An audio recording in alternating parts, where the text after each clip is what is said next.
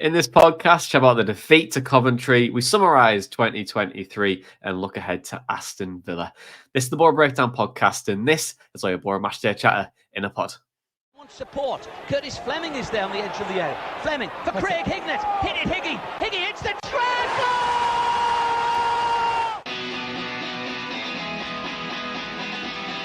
Ravanelli coming alive again. Janino wants the ball played to him. Ravanelli spots out Emerson!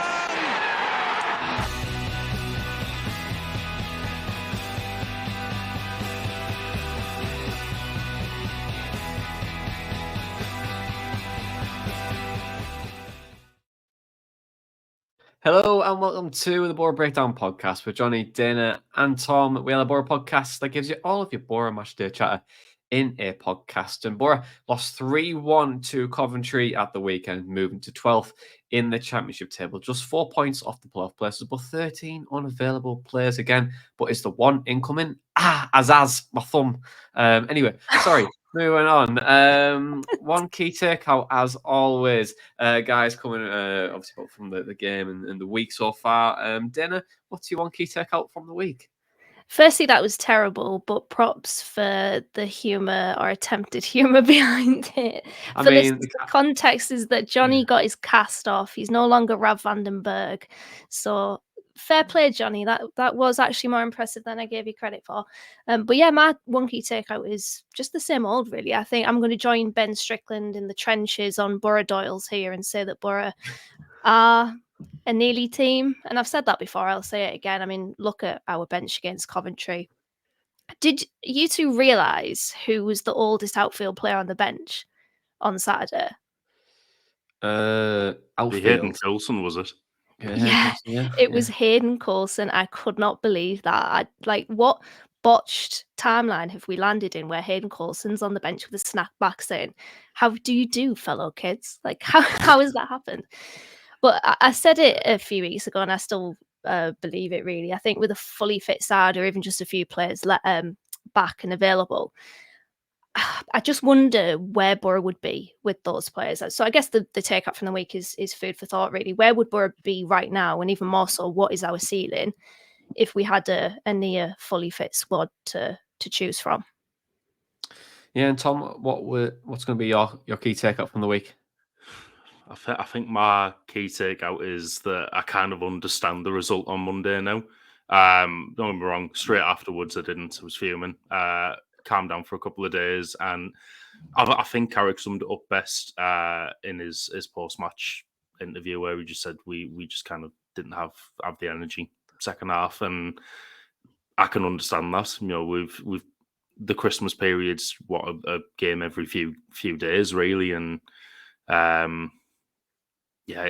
mean, I'm not surprised there was a lack of legs in the second half, because they'll have been absolutely on the feet there, just trying to kind of get through this period. So it's probably a good thing that we've got a week until Villa now, or 5 days or whatever it is. But yeah, it's a little bit easier to take when you kind of sit back and keep it in perspective. But we're playing with pretty much our, I don't want to say reserves to them, but we're playing with a lot of second string players, and it was going to catch up sooner or later. Not that it already hadn't, but I think that second half was really indicative of it.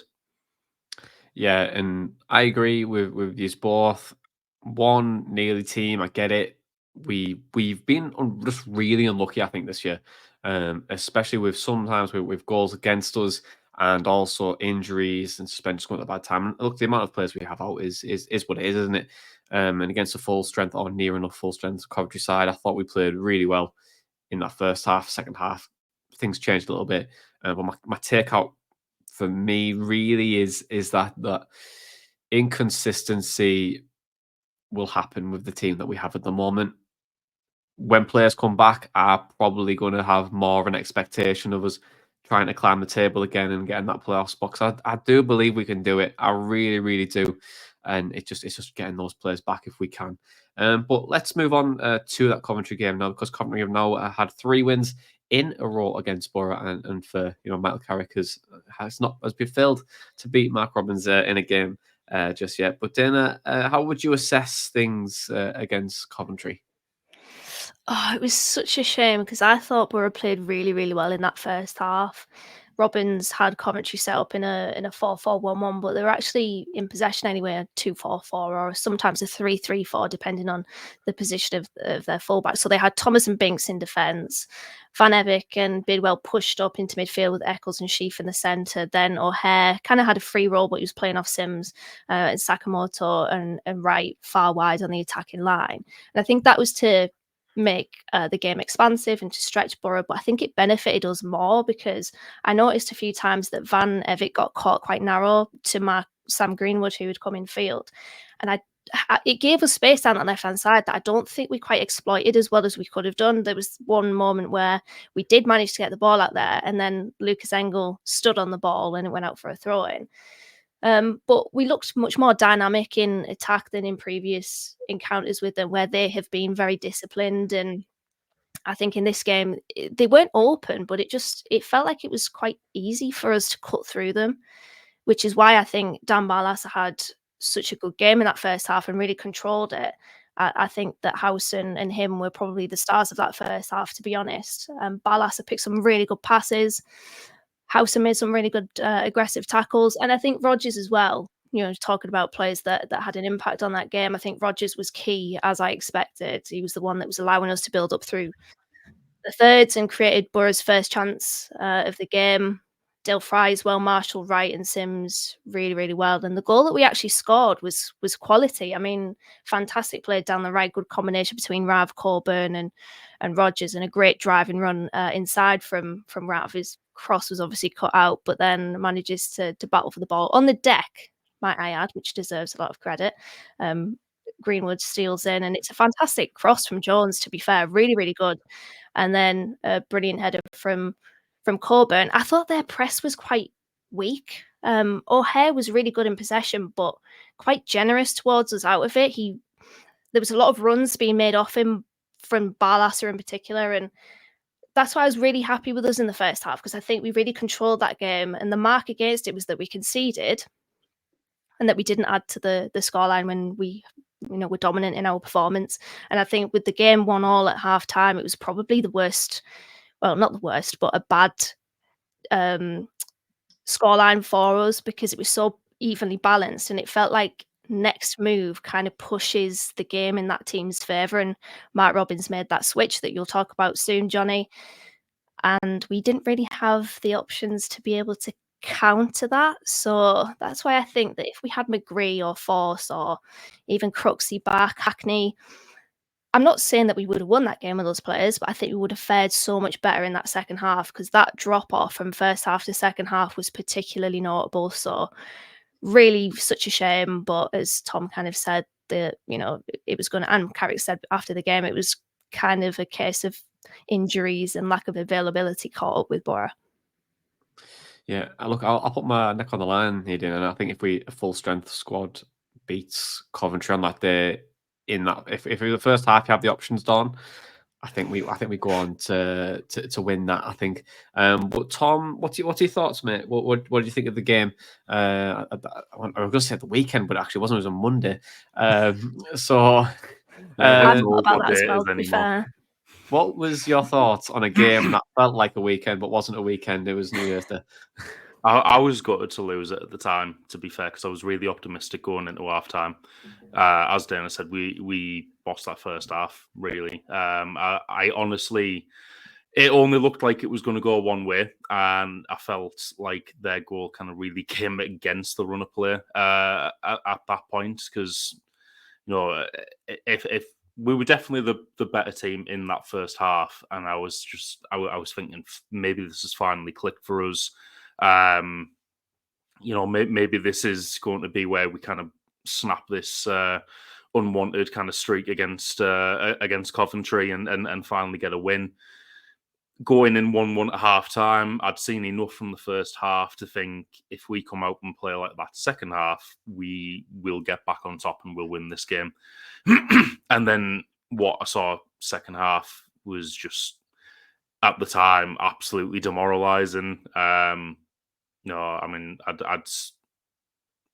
I'd thought long and hard about it during the second half, and I was like, you know what, I'm going to leave and go and get in the queue at the car park on like to get out at like the 89th, 90th minute, because nothing's going to happen. Like I know nothing's going to happen. It's going to be Coventry seeing the game out.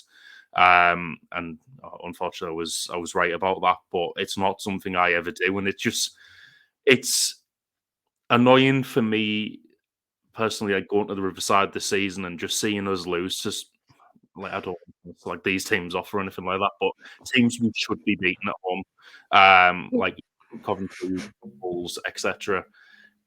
You look at those games, and it's like it's because Boro didn't perform, and you know we couldn't maintain performance levels through 90 minutes, and yeah, it's a bit annoying to kind of take now, you know, as a season ticket holder and you know, someone who's been to most home games this season. I think I did miss one, but it's just like, yeah, after last season, there was a lot of reason to be optimistic, and obviously acknowledge there's been a lot of change this season, but yeah, hopefully January gives us some more stuff to be optimistic about.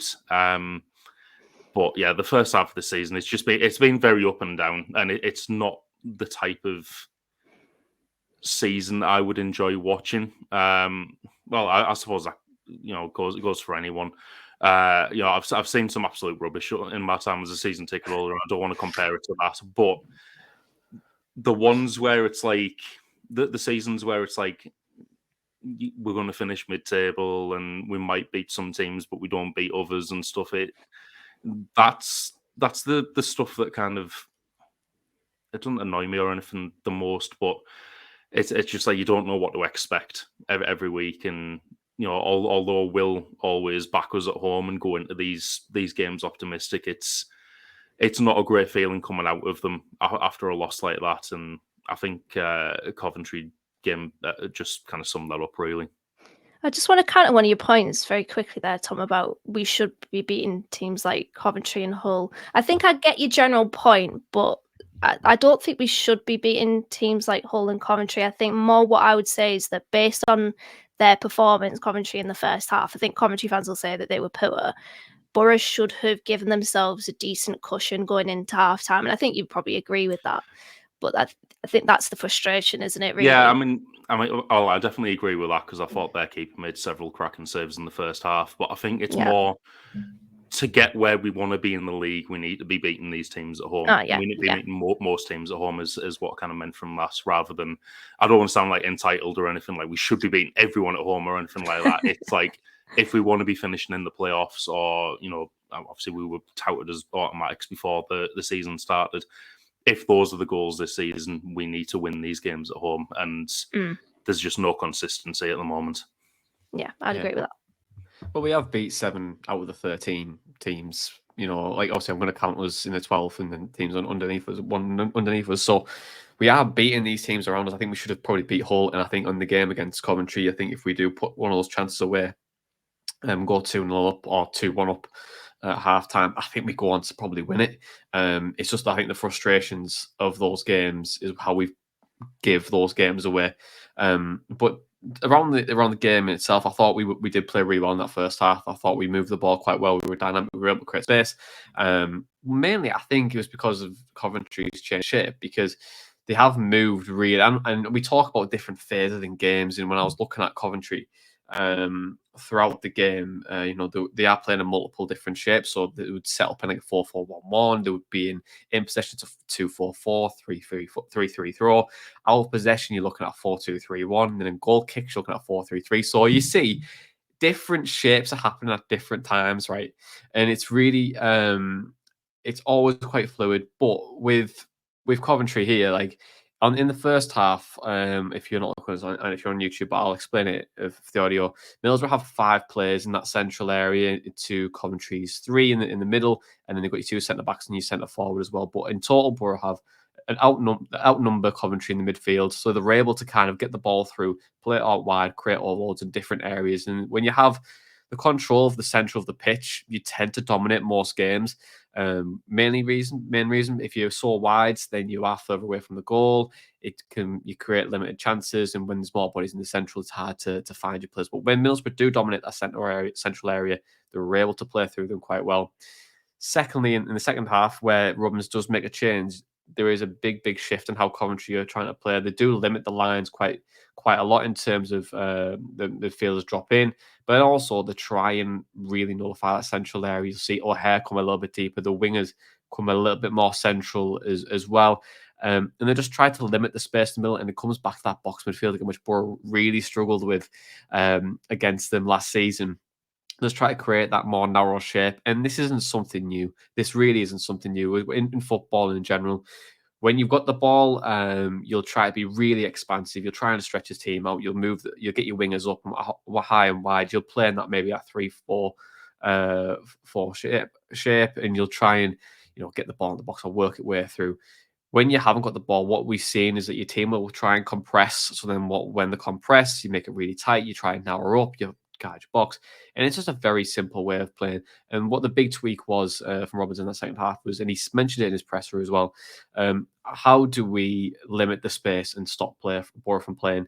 It's quite simple, really. You try and bring a player in a little bit deeper. You try and bring your players inwards, and you just try and nullify the space. And I think that they did that really well in the second half, and how they were playing out as well. And they were utilising Greenwood, because Greenwood would always commit to the centre back, create the space for the fullback, and then that's how they were able to get out every single time, which again is frustrating. But when they were able to get out as well, you would see the centre mid switch positions because Boro were losing a player, and then one would come over, and then they were able to play out and get the ball through. So frustrated really, because Boro couldn't really adapt to it, but that was a nice little tweak from the game, and then they went on to win. But Tom, we did kind of talk about it a little bit there, but the fatigue side of things, 13 players, it's getting just a bit more frustrating now. So do you think now that it has caught up with Boro now, these injuries, suspensions, the call-ups as well, Boro really scraped the barrel in terms of a bench?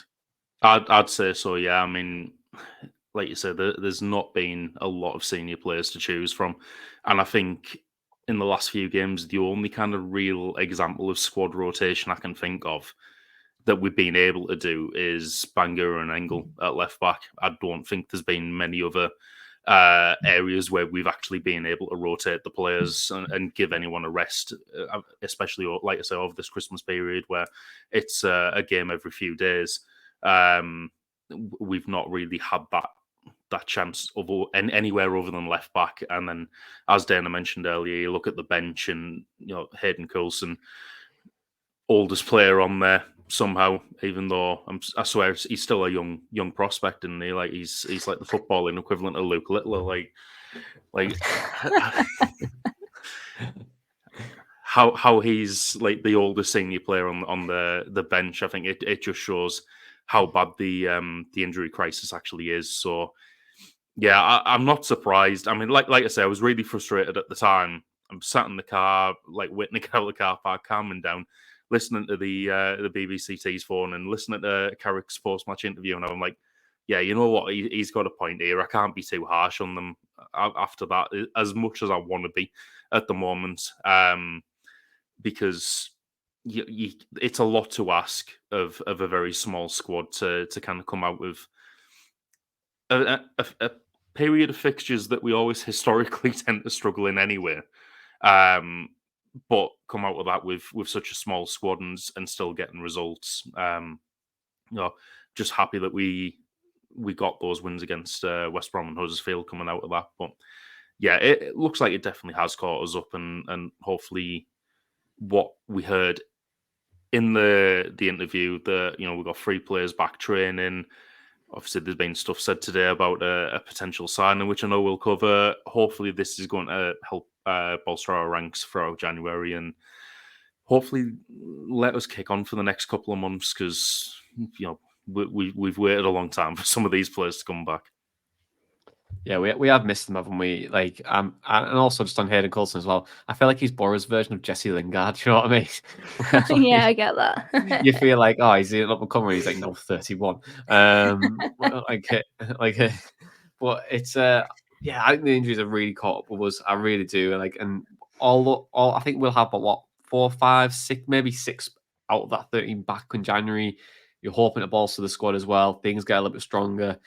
You start to pick up some results, and I think around April time is probably where our hardest fixtures tend to come again. But I want to go and chat about a player, Dana, and Morgan Rogers, because although Mills were quite poor in the second half, but I thought for me, Morgan Rogers was absolutely fantastic throughout. Are you pleased with his development? Because he's just came on leaps and bounds, hasn't he, over the season? Oh, absolutely. Yeah, he's one of the hits of the summer for me. I think I just like the way that he plays. And I mentioned it before, when he takes the ball from deep and he drives with it. I mean, that turn when we were building out from the back in the second half, where he just drops the shoulder, he turns, and then he runs with it. And he plays in Jones, and Jones plays him in back. And I think does he get blocked or does the keeper make a save? Either way, it goes out for a corner. I was just thinking, if that went in, that would have been one of the goals of the season for me.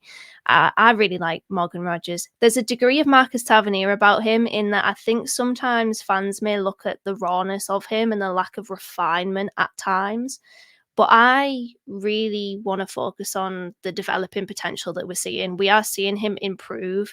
Even against Huddersfield, where I don't think anyone was particularly stand out, he was still making an impact. He set up Josh Coburn's goal, and I don't think we gave that assist anywhere near enough credit as we probably should have done, because it was one fantastic ball and a fantastic spot out from Morgan Rogers. And then obviously he won the penalty as well. And then he was creating chances galore on Monday. And he was really, really difficult for Coventry to deal with. And looking at his statistical ranks as well this season, he's top for big chances created. He's top for successful dribbles per 90, top for expected assists, which is a much better measure than the typical assists. Because let's be honest, that little pass to Sammy Silvera for that goal against Swansea, 1 yard out, isn't a great measure of a player's creative ability. But then he's joined. It is. You can't say that. It's clutching, but we'll take it, won't we? And he's joint third for goal contributions this season. So yes, he's got potential still, but he's delivering right now. And I really, really like him. I think he's got that powerful energy when he drives that it's very difficult to stop him when he's in full flight. And I think he's a very clever, intelligent player as well. The positions that he picks up, and at times the passes that he makes, really good combinations with teammates. I really, really like him, and I hope that he can just continue going from strength to strength, because I think we've got a really good asset there in Morgan Rogers. Yeah, and he's only played 9 full 90 minutes more than Josh Coburn in his career, which is insane. Same age as well. And I think when you look at how well developed Rogers is already, or getting there, he's definitely more developed than I'd say Coburn is right now. But just a really, really good talent. I think we need to give him a bit more patience and time, because I know fans can be very reactionary on Rogers, but I think don't think people realise how young he is, and he's the same age as Josh, and I think Josh gets a lot of patience from fans, where Rogers is kind of the opposite. So more patience for Rogers, but he's been brilliant for me. And Tom, do you think he's made that supporting striker /10 role his own now? Do you think Mills, you could kind of hang your hat on him a little bit? I think he's starting to. I didn't think he had until fully until maybe a few games ago.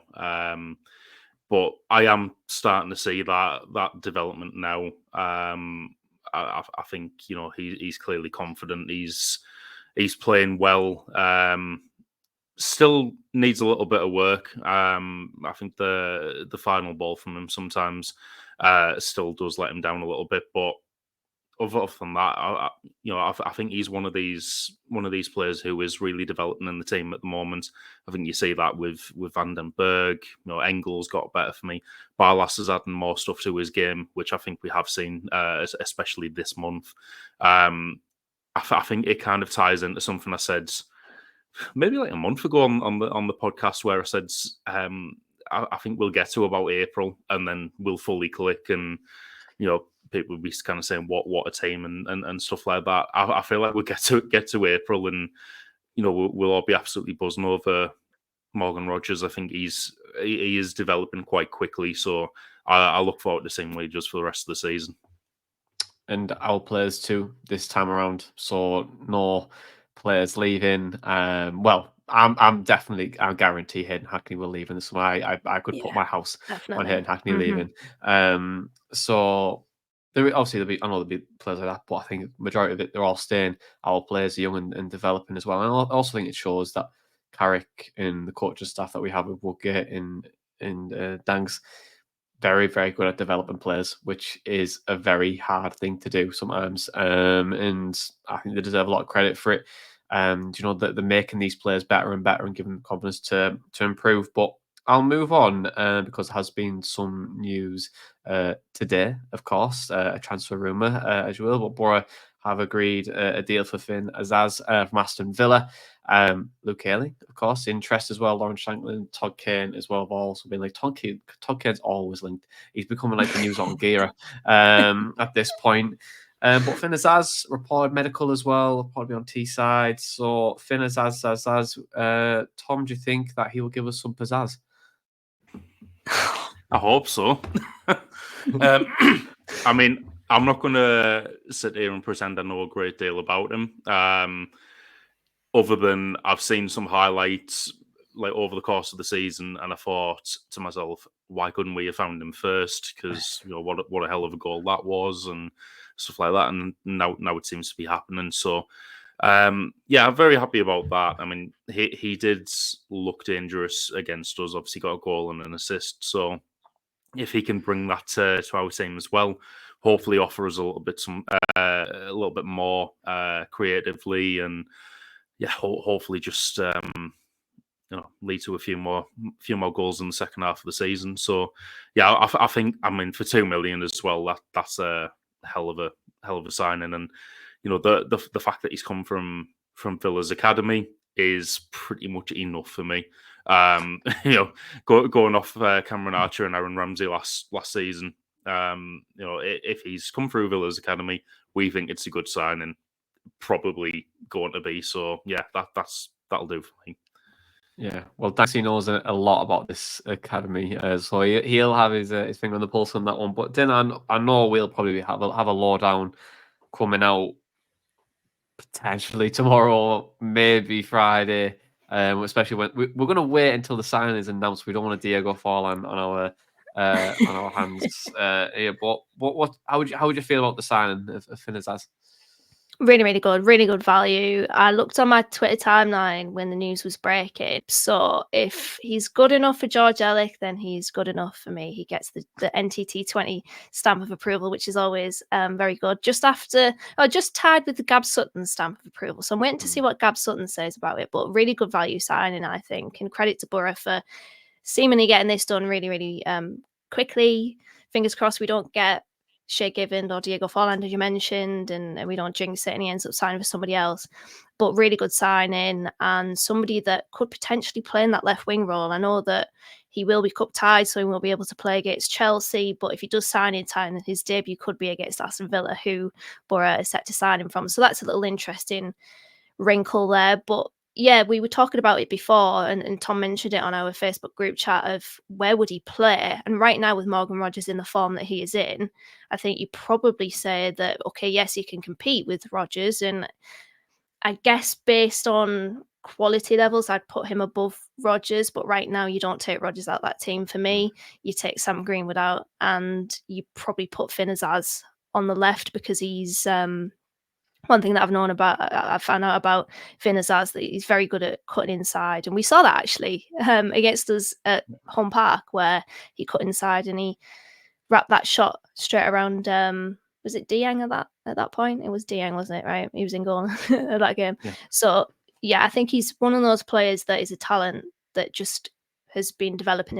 He's been at Plymouth for a couple of seasons now, has made that step up from League One to the Championship and just seems to be getting better and better. So I'm glad that we have strike the iron whilst it's hot. I love getting that phrase in here, so I'm going to say it again. But yeah, really, really good. Happy with that deal. Can't wait to do our lowdown on him, and hopefully he is a success here. Yeah, and for me, like in a full strength squad, I think you have McGree on the left. I do think you have Rogers in that centre, not Rogers, and so you have Azaz in the centre, and then you have Rogers on the right. And I just think that rotation of the players, and you can be expansive if you want to, Rodgers. I just think it creates all different types of problems. And what a place for a striker to come in and score goals. Because if you can't score goals with the amount of chances we create, then God help you. But for me, really, really decent signing. And I will do a lowdown to really get the ins and outs of it, and also have text Gab to see what he thinks of it as well whilst you're chatting there, Dana. So I will get Gab's response before we end this podcast. But obviously January now, you can tell because how many links today? 4 links today alone. And I just want to ask you if you've got a player in mind, guys, of who you want to bring in an ideal world in January. So, Dana, is there anyone in mind that you think, or who you would like to come in? Obviously, apart from Finn Azaz, in January. Yeah, well, I mentioned Ali Al-Hamadi a few podcasts ago. He's obviously one that you look at and think, okay, League Two, maybe a bit of a risk. But I feel like those are the types of signings that really can bear fruit, and maybe are ones that Boro should be looking to target. Good value pickups from lower leagues. But there's also a player that I haven't mentioned on this podcast, but I did drop it in our Telegram chat. It's Duncan Maguire from Orlando in the MLS. Blackburn were reportedly linked with a move for him. They had a loan offer rejected. Apparently, Orlando don't want to loan him out. But he is an interesting one. Had a rookie debut season in the MLS. Just gone 13 non-penalty goals for Orlando this season. 0.67 non-penalty goals per 90, which is the top rank in the MLS for any player that has accumulated at least 1,000 minutes. And I had a brief watch of him and fully put it out there, full transparency. These are clips, not full 90s, but I just watched them to gauge a very small snippet of what he can offer. And I must admit, I was impressed. He just seems like he's got that natural finishing ability. You know, when you watch a player, and there are things that can measure this, like goals per shot and their conversion rate, etc. But he just looks like he has that finishing ability that is very, very impressive. Quite, like they have that natural knack that they can strike the ball really well. And a lot of their shots, if they're going on target, you'll probably see them nestling in the back of the net.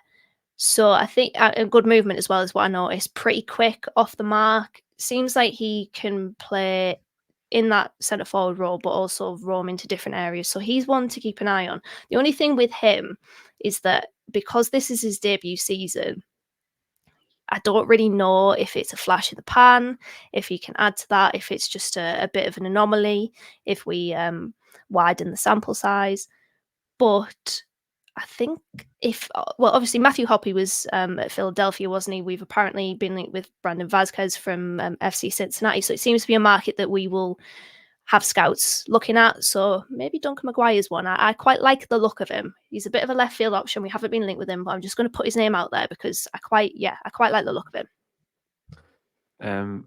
And obviously, it's always a risk. I think even with younger players just coming through, like it's always difficult. But for Hoppe as well, he's got 2 more years left on his deal, Hoppe as well. So I feel like he can always still come good. And we don't really know how well he's done really in the MLS, really, truly, unless we're watching him week in, week out. I think it's really difficult to gauge sometimes. And the eye test for me matters a lot. Obviously, you've got 3 things when you're looking at players, really. You've got the statistical data, the eye test, and also your gut feeling as well. I think all 3 of those will combine into how a good signing will look. But Tom, have you got a player in mind? Todd Kane. It's about time we signed Todd Kane and his brother. I don't know if has he got a brother. Harry. Yeah, that's what I was going to say. Undertaker. Go on. Harry Undertaker. Honestly, there isn't really. I'm interested to see where the window takes us. I'm not too familiar with Aston Villa's under 23, so I don't know who else I want from that. But yeah, I'm really interested to see who we sign this window, and what our strategy is going to be. I didn't have any names in mind going into it. I still kind of don't. But Finn Azaz is a good start, in my opinion. Can I just say that Matthew Hoppe played for San Jose Earthquakes on loan and not Philadelphia? And I've just Wikipedia'd them, and their nickname is the Goonies. Why did I say Phillies? Well, I was like it's full of I you on thought that it one. was Philadelphia. Well, I thought the Coventry game was on a Saturday. It's on a Monday. Last podcast, I thought it was SpongeBob and it was The Simpsons. I mean, I am on the gin, by the way, just to let everyone know. But yeah, it was San Jose Earthquakes and not Philadelphia. Yeah. You also said Rogers made that run in the second half as well, but I left it, but I brought it back up just because I said it. Oh, I did. No, yeah, it was the first half. Sorry. Schoolgirl errors here, Dana. Schoolgirl. But anyway, I was going to say, for me, I would say Tyrese Campbell, Stoke, out of contract in the summer, fits the criteria of what Boro need to go up front as well. Really good in the box, and I just think he has a really good all round game. And I've seen a few things saying around his injury. He's only had one injury since he had a big injury a few seasons ago. He hasn't really had an injury since. He only had one, which he was out for a couple of games. But I would say he fits the criteria of what Boro need. I really like Tyrese Campbell. But whether we got him in January, I don't think we will, to be honest. I'd 100% be on board with that if we did. Yeah, well, the rumour mill, of Championship football, and speaking to a couple of Stoke fans, they said that he doesn't really want a new deal, apparently. But that's the rumour mill. So, but he's a top player. I wouldn't either if I played for Stoke, to be fair. Yeah, well, no one really just wants to do that. But under Schumacher, you never know.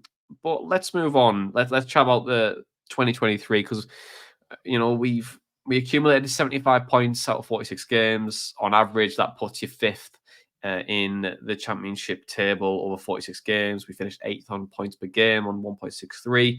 So the only teams that have bettered us in that time are the current top four as well, and the three promoted teams of last season as well. So we really are up there, and we kind of average out to fifth, to be honest, when you think about it that way. When three teams have went up, there's 4 players left, we go to fifth.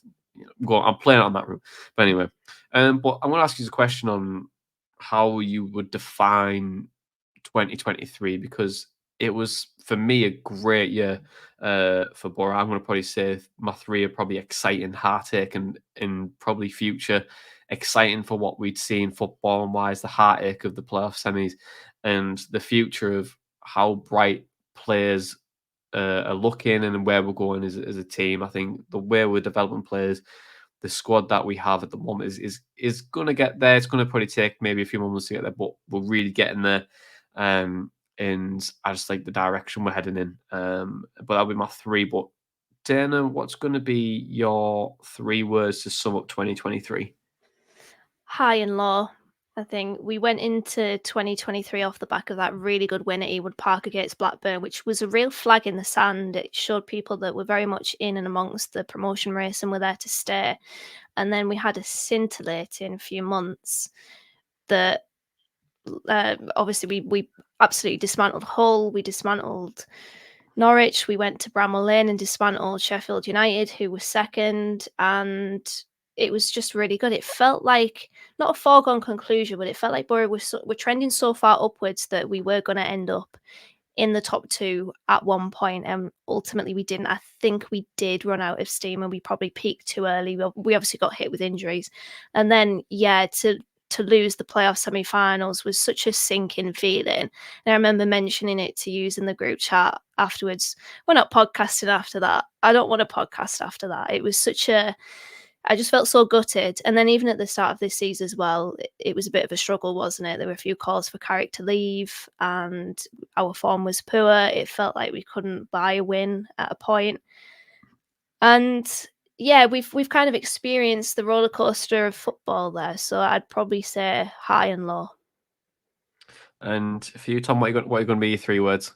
I'm going to say fun and patience. The fun part, because I don't recall ever seeing a Boro team play like this, or like we had done at the, in the Carrick half of, part of last season. Even when we've done well, it's been a completely different style and it's been much more solid. It's been nice to watch, because I always thought this type of football was like reserved for those teams, like I mean, not even big teams like Liverpool, but like Swansea when they went up and they were a very entertaining team to watch. I never thought Boro would be playing this type of football, but we are. It is enjoyable to watch. As I said on a previous podcast, I'd prefer it if we weren't conceding so many goals when we were winning, but can't have everything. And then the patience part, I think, has just come from this season, knowing that we're having to develop these players, but we're playing the right type of football to do that. We've picked up some great prospects at fairly modest fees, and then it's kind of waiting for that to pay off and for the fruits of that to really show. But I look forward to when that does happen. Like I said earlier, my prediction is April, and I think we'll either just make the playoffs or just miss out. But it'll finally click, and we'll be going into next season optimistic, and people will probably have us down as favourites again. But then the cycle might begin again if we sell anyone. But yeah, like I say, it's a really enjoyable time to be a Boro fan in most of 2023. And yeah, I just can't wait to see where this project actually takes us. Did you have a favourite moment of 2023, Tom? Probably or game or probably that one away at Sheffield United, because I went to that. I'd been to a couple of other away games that season. I don't think I'd seen a win at that point. And then unlike Matt, I actually got to see an away win.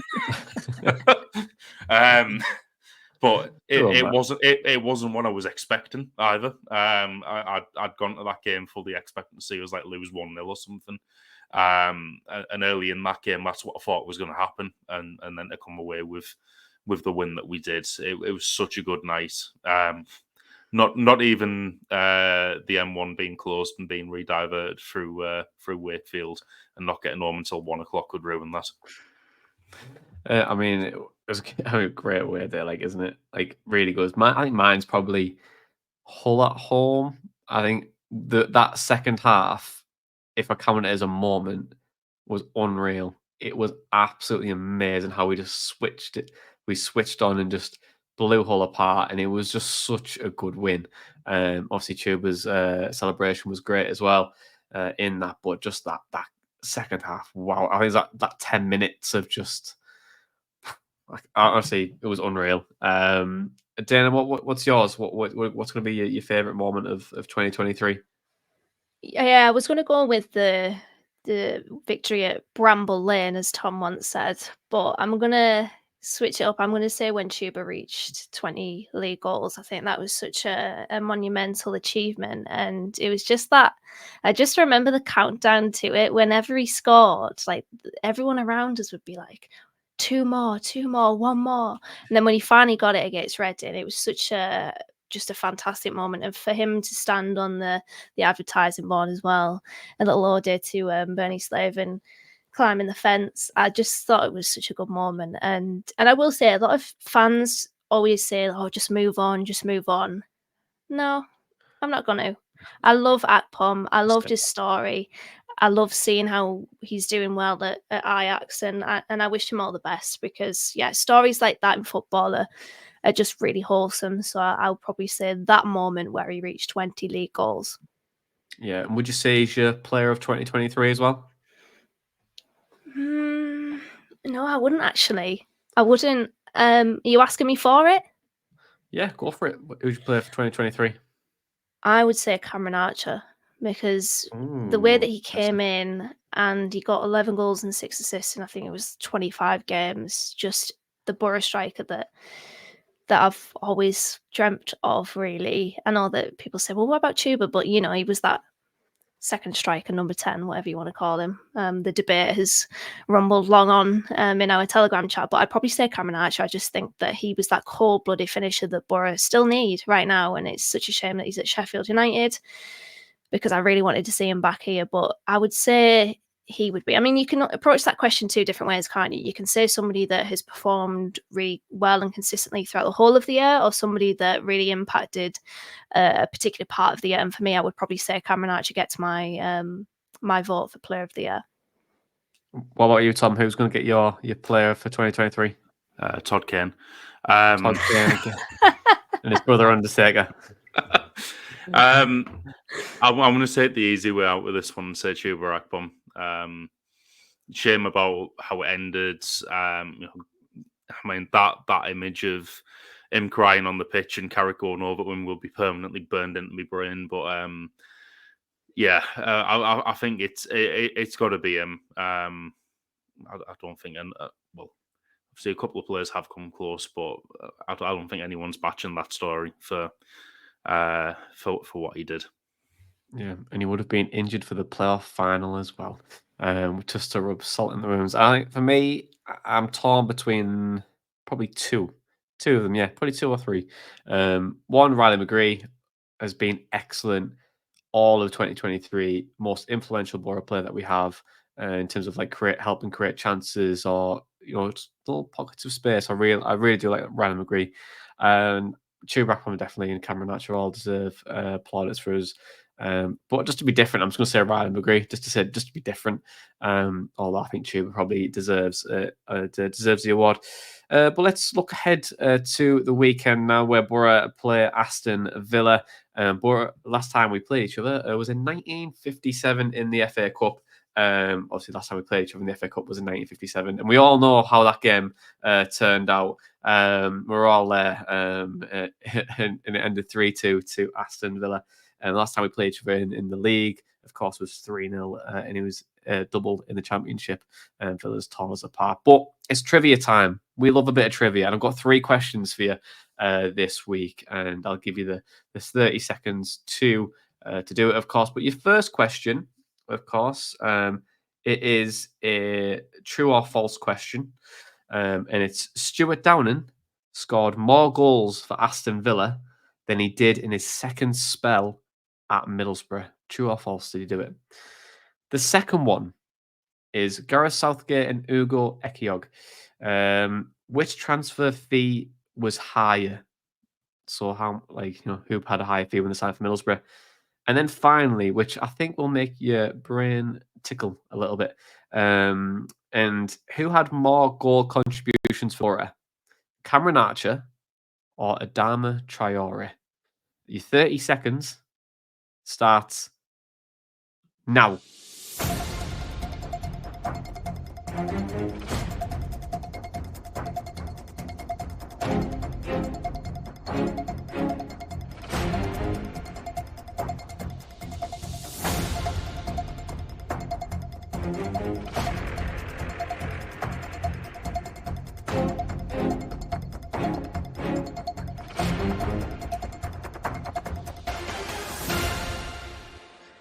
Time is up.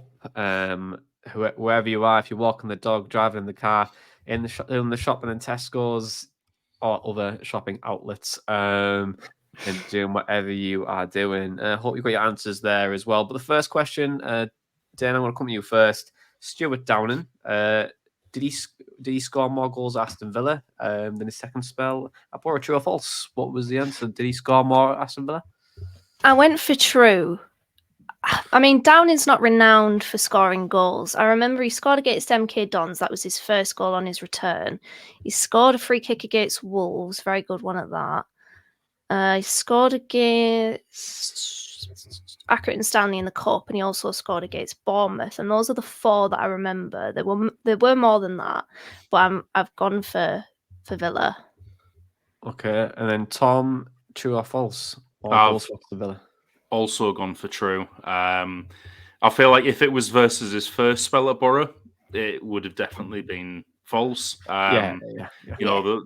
There was that season where he was top scorer until we. Well, I think he still might have been after we beat City 8-1, but who knows who was top scorer after that match. But yeah, I don't remember him scoring too many when he came back and playing in that Karanka system.